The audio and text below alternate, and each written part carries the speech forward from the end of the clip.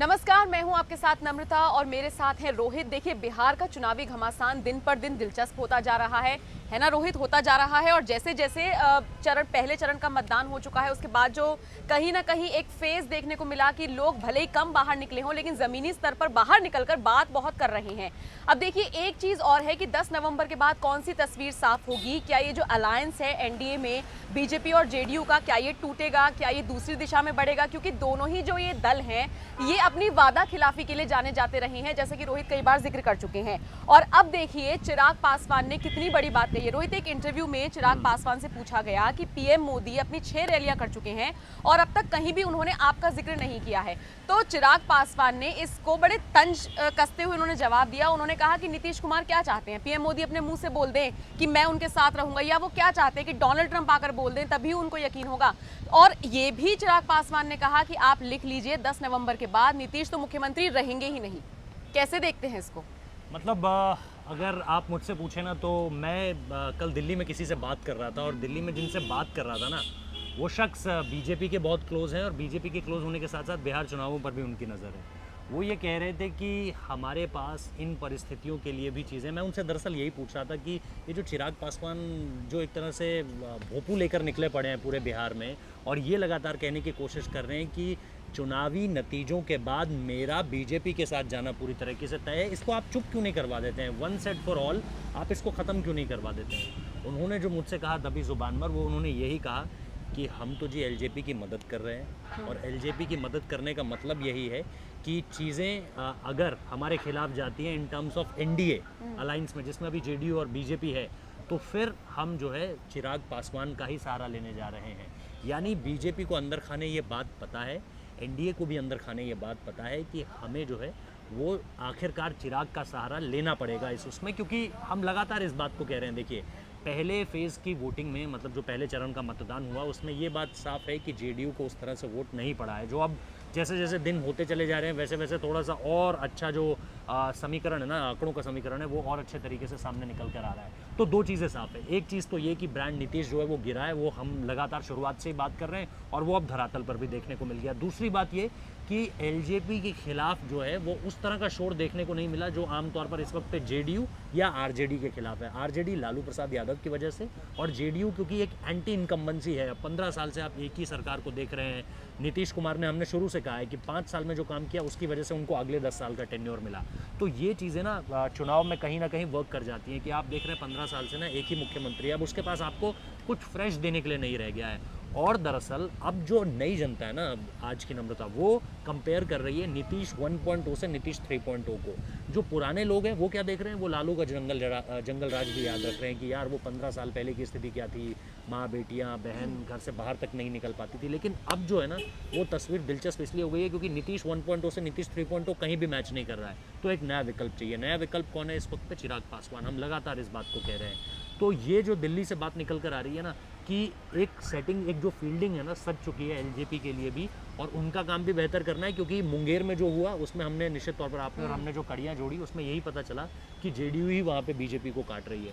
तो सबको सब कुछ पता है, बस कोई जुबान पे नहीं ला रहा है। लेकिन रोहित, एक चीज और भी है ना, इसमें भी देखिए कोई दो राय तो है नहीं कि नीतीश कुमार को भी बहुत सारी ऐसी छोटी छोटी जातियां हैं जिनका समर्थन मिला हुआ है। लगभग 28 से 30% ऐसी वहां पर जातियां हैं जिनका मतलब समझ लीजिए जो आंख बंद करके विश्वास करते हैं नीतीश के ऊपर। अच्छा, दूसरी चीज ये भी है कि बिहार में लिटरेसी रेट 100% तो है नहीं, लगभग 40% ऐसे लोग हैं वहां पर जो इलिटरेट हैं। भारत में सबसे कम तर। हाँ, तो अब आप ये देखिए कि जब कोई कम पढ़ा लिखा आदमी वोट देने के लिए जाता है, तो मुझे नहीं लगता कि वो वहां पे मुद्दे खोजेगा। ये आप भी जानते हैं, मुद्दे कौन खोजता है? जो जितना पढ़ा लिखा होगा, जो जितना समझदार होगा, जो जितना चीजों को वास्तविकता से देख पाएगा। तो मुझे लगता है थोड़ा बहुत समर्थन अभी है नीतीश के पास। तो हम ये क्यों कह रहे हैं? इसमें भी दो बातें हैं नम्रता। आप पूरी तरह से ये नहीं कह सकती है कि जहाँ पे साक्षरता दर बहुत ऊंचा है वहाँ पे लोग मुद्दों पे मुद्दों पे चुनाव या वोट डालते हैं। ऐसा नहीं है, ऐसा बिल्कुल नहीं है। ऐसा होता तो अमेरिका में भी हमें यही देखने को मिलता। लेकिन अमेरिका में भी चीज़ें पोलराइज होती है, अमेरिका में भी चीज़ें जो है राजनीतिक ध्रुवीकरण देखने को मिलता है। तो राजनीति में ये कह देना कि जहाँ पे साक्षरता दर बहुत ऊंचा है वहाँ पर जो है चीज़ें in terms of caste, race, जाति कौन सी है, धर्म कौन सा है, इसके अलावा क्या हमारी जाति का है ना, ये यादव है, ब्राह्मण है, ठाकुर है, क्या है, इन सब चीज़ों पे ऐसा नहीं है। दूसरी बात ये कि कुछ चीज़ें जो हैं वो अनपढ़ लोग भी बहुत अच्छे तरीके से समझ रहे हैं। जैसे नीतीश कुमार से लोग, हम लगातार इस बारे में बात कर रहे हैं कि कोविड में जो कंप्लीट लॉकडाउन था ओवरऑल पैन आउट लॉकडाउन पूरे के पूरे बिहार में। और जैसे ही सितंबर का महीना आता है, पता है कि अब चुनाव आने वाले हैं, तो लॉकडाउन को हटा दिया जाता है। उस दौरान जब पैन लॉकडाउन था बिहार में, उस वक्त पे ना तो कोई ट्रेन ना कोई बस, वहाँ से आने वालों को बिहार में कोई सुविधा नहीं, यहाँ से जाने वालों के लिए कोई सुविधा नहीं। लोग करें तो करें क्या। और इसी वजह से हम ये जो बात कर रहे थे ना कि शराब तस्करी का पूरा मामला बढ़ा, लोगों ने शराब को बेचना शुरू किया, जमाखोरी शुरू की, ये तभी देखने को मिला।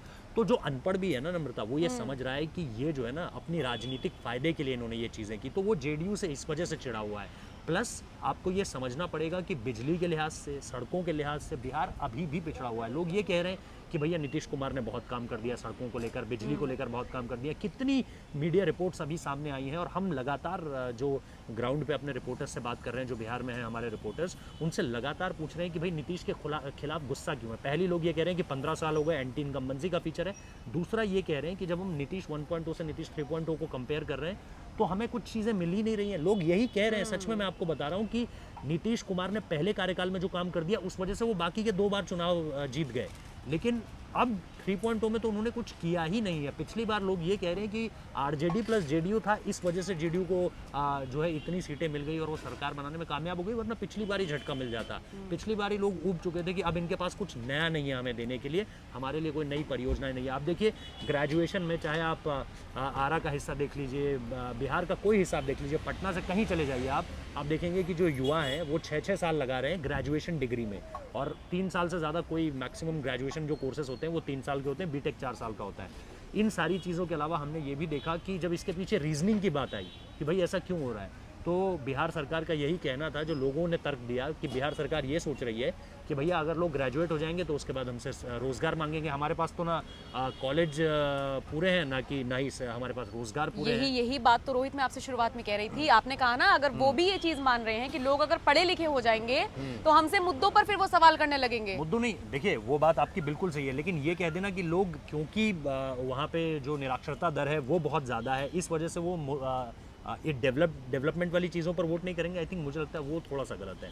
मुझे लगता है कि चीज़ें जो हैं, आप रोज़गार ज़रूर मांगेंगे अगर आप ग्रेजुएट हो जाएंगे, लेकिन शिक्षित होना भारत में ग्रेजुएट होना नहीं है। शिक्षित होना मतलब आप किसी एक भाषा में पढ़ लिख और बोल सकते हैं, उसे शिक्षा। अगर आप किसी से पूछेंगे भाई शिक्षित होना क्या होता है, तो एक जो बहुत ही लेमैन वाली डेफिनेशन है वो ये है कि कोई व्यक्ति जो किसी भाषा में पढ़ लिख या बोल सके उसे शिक्षित कहते हैं, है ना।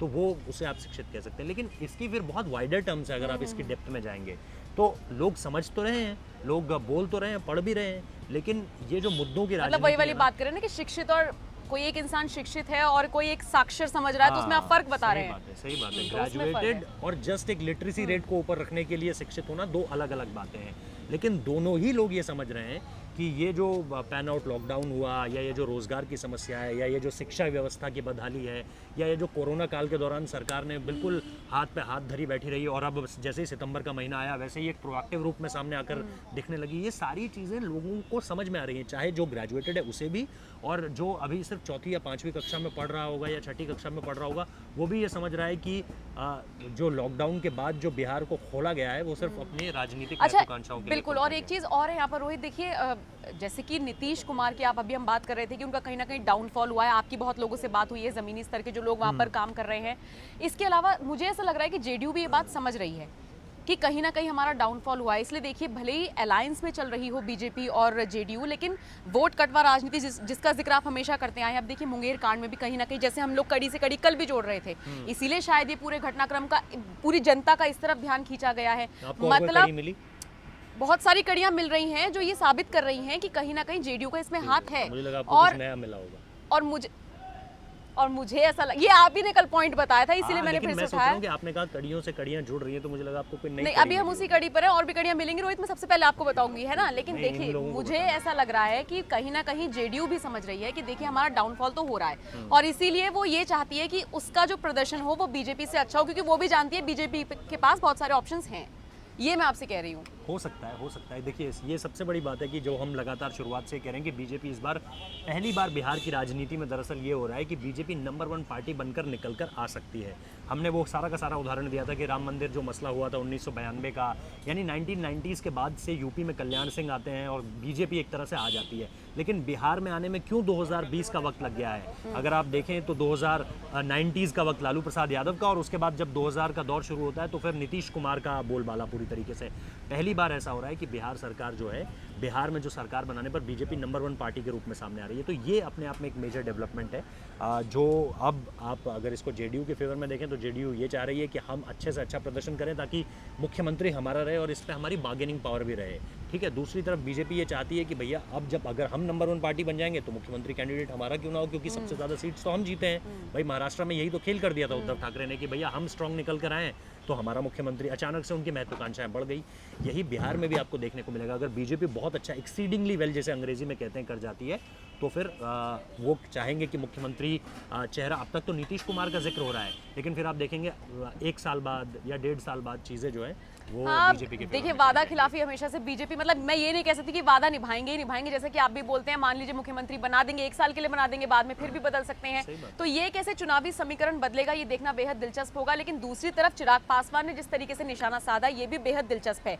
कॉन्फिडेंटली कह रहे हैं कि भाई 10 नवंबर के बाद चुनावी समीकरण बदलेगा और कहीं ना कहीं वो इस तरफ इशारा कर रहे हैं कि बीजेपी और एलजेपी का गठबंधन हो सकता है। देखना बेहद दिलचस्प होगा। तो बिहार चुनावों से जुड़ा जितना भी पूरा घमासान है, उसकी जितनी भी सारी अपडेट्स हैं, यकीन मानिए सबसे पहले मैं और रोहित आप तक पहुंचाएंगे। बहुत बहुत शुक्रिया हमारे साथ जुड़ने के लिए। रोहित, बहुत शुक्रिया मेरे साथ जुड़ने के लिए।